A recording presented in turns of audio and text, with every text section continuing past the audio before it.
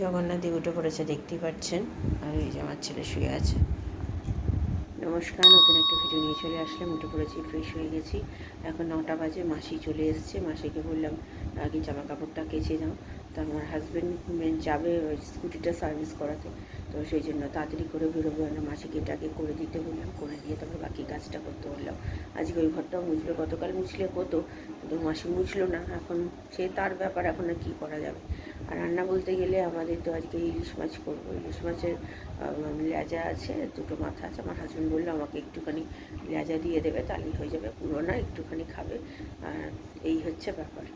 কালকের একটু আলুর দম আছে, আলুর দম রেখে দিয়েছিলাম, আমি নিয়েছিলাম খাবো বলে, খেতে পারিনি। আমার হাজব্যান্ডকে দেবো, ওর হয়ে যাবে দুপুরের খাবার।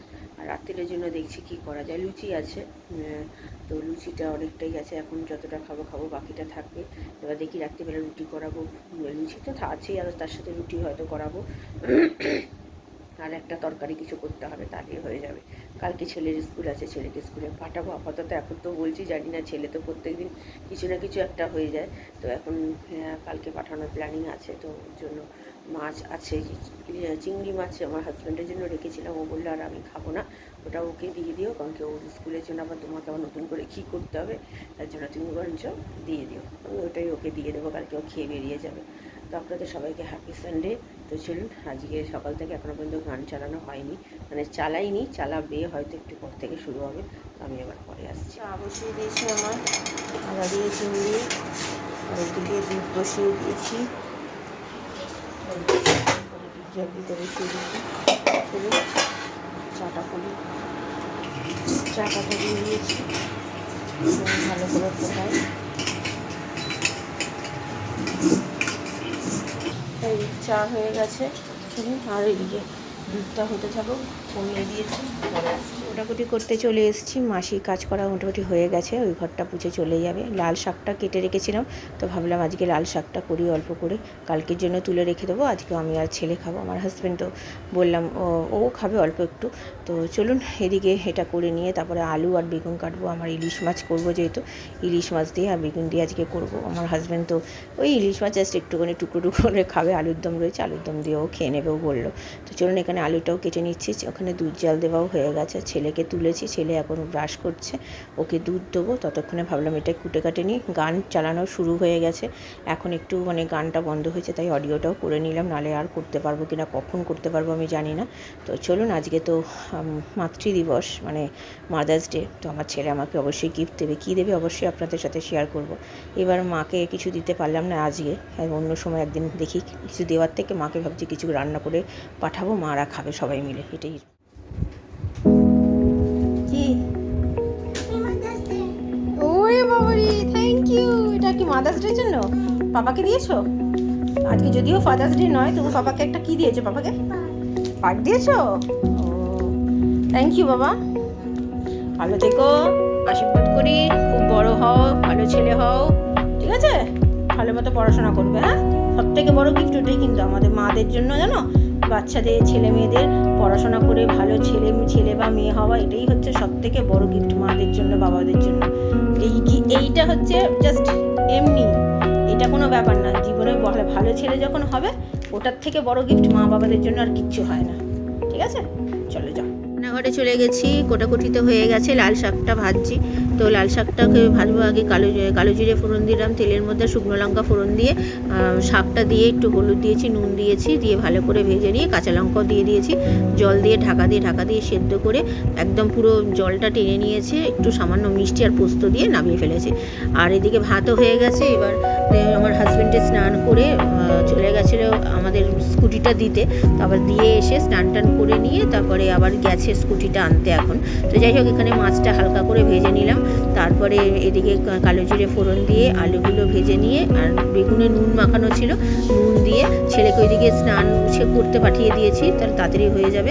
জল দিয়ে হলুদ গুঁড়ো, লঙ্কার গুঁড়ো, জিরে গুঁড়ো, নুন আর সামান্য মিষ্টি দিয়েছি, দিয়ে ভালো করে কষিয়েছি। দিয়ে এবারে মাছগুলো যেহেতু হালকা ভাজা ছিল, পুরো তো ভাজা হয় না, তো ওটুকুনি জলের মধ্যেই সেদ্ধ হয়ে যাবে। তেল ছেড়েছে, মাছগুলো তুলে নেবো, নাহলে যদি ইলিশ মাছ এমনিতেই নরম মাছ, যদি ভেঙে যায়, তার জন্য তুলে নিয়েছি। লেজাটা তুলিনি, লেজাটা একেবারে এর সাথে তুলেছি, ভালো করে নেড়ে ছেড়ে নামিয়ে ফেলেছি। রান্না করতে চলে আসলাম, আমার ছেলেকে আগে খাইয়ে দেবো। ইলিশ মাছ ও একা তো খেতে পারবে না, তো আমার হাজব্যান্ড বলে একটু পরে খাবে, এইমাত্র আসলো ওই স্কুটিটা নিয়ে।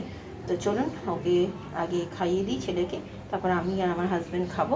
আর এখানে গ্যাস পরিষ্কার হয়ে গেছে, স্নান সবার কমপ্লিট হয়ে গেছে, পুজোও হয়ে গেছে আমার হাজব্যান্ডের অনেক আগে। তো চলুন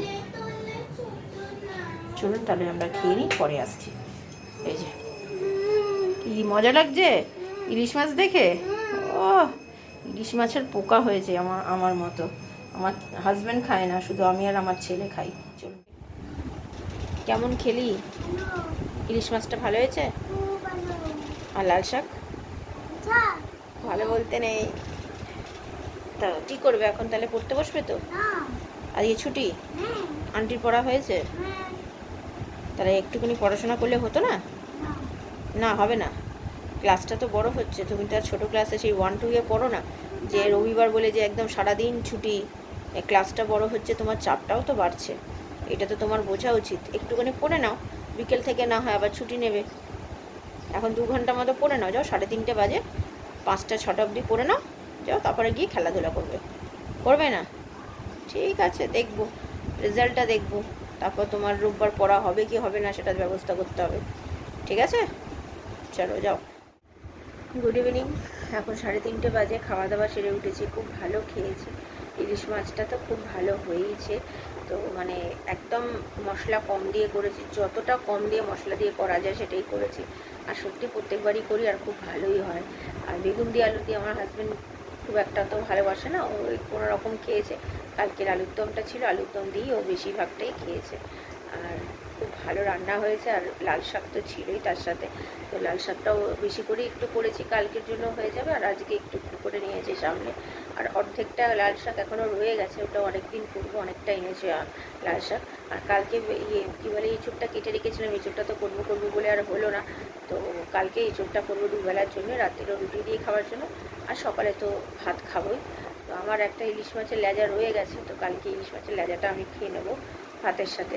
আর একটু লাল শাক নেবো, আর এঁচোড় আর নেবো না, আমার ইলিশ মাছের মানে ঝোল থাকলে আর এঁচোড় টেঁচোড় ভালো লাগে না। এঁচোড়টা রাত্রিবেলা খাবো, আর পরের দিনের জন্য একটু তুলে রাখবো আমার জন্য আর ছেলের জন্য। ছেলে যেহেতু স্কুল যাবে, স্কুলে খেয়ে যাবে, সেই জন্য। তো ঠিক আছে, চলুন আপাতত এখন একটু রেস্ট নিই, একটু শুই। আর ছেলে তো শুনতেই পেলেন, ও পড়বে না যতই ওকে বলুন না কেন। তো আমি আর পরে বিকেলে আসছি। ছেলে সন্ধে দিতে বসে গেছে, দেখতেই পাচ্ছেন, আজকে দেরি করে একটু বসেছে, যেহেতু আজকে রবিবার, তারপরে দেরি করে শুয়েছি সেই জন্য। তো যাই হোক, এখানে মাসি কাজ করে চলে গেছে, আজকে তো রাত্রিরে রুটি করাবো না, রুটি মাসিকে বারণ করে দিয়েছি। আজকে কি খাওয়া হবে সেটা তো পরেই জানা যাবে। তো চলুন, এখন আমার হাজব্যান্ডের আজকে কাজে বেরোনোর নেই, তাই জন্য শুয়ে আছে ও। অন্যদিন তো কাজে বেরিয়ে যায়, তো আজকে কাজ নেই, অনেক দিন পর এরকম কাজ ছাড়া রয়েছে রোববারে, নাহলে তো প্রত্যেক রোববারই বেরোয়। তো ঠিক আছে, চলুন, ও সন্ধ্যে দিক পরে আসছি। বেরোচ্ছে পাপার সাথে, পেপসি খাচ্ছে দেখুন।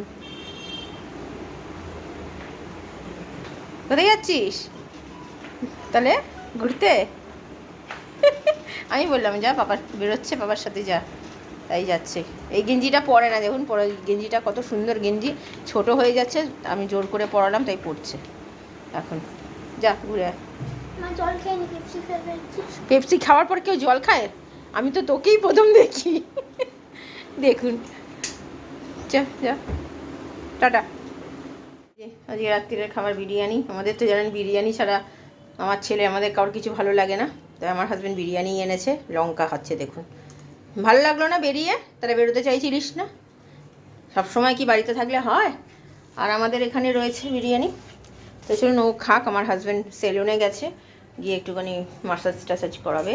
তো আমার জামা কাপড় এখনও ভেজানো হয়নি, তো এখন বাজে 8:25, ওর খিদে পেয়ে গেছে, ও খেয়ে নি, আমি জামা কাপড়গুলো ভেজাই, আমি আবার পরে আসছি। চলুন, ছেলেকে খেতে দিয়ে দিলাম, দিয়ে আপনাদের সাথে তো শেয়ার করলামই, ওকে খেতে দিয়ে দিলাম, ওর খিদে পেয়ে গেছে। আজকে দুপুরে ভাতটা না ও খুব একটা বেশি খায়নি, একদম অল্প করেই খেয়েছে, কারণ কি সকালবেলায় দুধটা খেয়ে ওর পেটটা ভার ভার হয়ে গেছিলো, জানি না কেন এরকম হলো, প্রত্যেক দিনই খায়, অনেক বেলা করেও খেয়েছিল।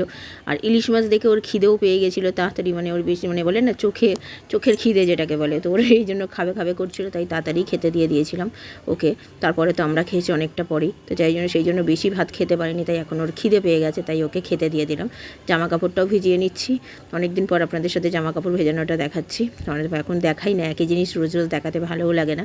আমি তো বললাম আমার হাজব্যান্ড এখনও আসেনি, ও আসবে, আসলে একসাথে আমি আর ও খাবো। আজকে আমার হাজব্যান্ডের কাজে বলতে গেলে এমনি আর কিছু বেরোয়নি, ওই যে টুকটাক জিনিস আনতেই বেরিয়েছিল, প্রত্যেক রোববারই তো কাজে বেরোয়, আজকে সেটা যায়নি। রাত্রিরের খাওয়া দাওয়া একটু আগে খেয়ে দিয়ে উঠলাম, খুব ভালো খেয়েছি বিরিয়ানিটা, কিছুটা আমি পুরোটা খেতে পারিনি, রেখে দিয়েছি। এখন 10টা 5 বাজে, তাড়াতাড়ি হয়ে গেছে, মোটামুটি সব কাজ গোছানো হয়ে গেছে, জামা কাপড় ভেজানো, চাল ভেজানো সব হয়ে গেছে। আর ছেলে পাপার সাথে বেরিয়েছিল, বিরিয়ানি আনতে গেছিলো, তো আর কিছু কাজ ছিল আমার হাজব্যান্ডের, তো সেটা করে কি নিয়ে এসছে চলুন দেখাই। দেখাও, এই যে ও এই বলটা কিনে নিয়ে এসছে, বুঝতে পারলেন? ওর একটা বল হারিয়ে গেছে, সেই জন্য বলটা কিনে নিয়ে এসছে। পছন্দ তো? ঠিক আছে। আর কেমন খেলে রাত্রিরে? কালকে হ্যাঁ, আর কালকে কিন্তু স্কুল, তাড়াতাড়ি করে আন্টি সকালবেলা আসবে। চলো, দেখতে পেলেন ছেলে খুব খুশি, অনেকদিন ধরে চাইছিল, বলটা পড়ে গেছে আর তোলা হয়নি, আর এমন জায়গায় পড়েছে সেখান থেকে তোলাও যাবে না। চলুন ভিডিওটা তাহলে আর বড় করছি না, ভালো লাগলে লাইক শেয়ার সাবস্ক্রাইব করবেন, কালকে নতুন একটা ভিডিও নিয়ে চলে আসবো। আপনার ভালো থাকবেন, সুস্থ থাকবেন, নমস্কার।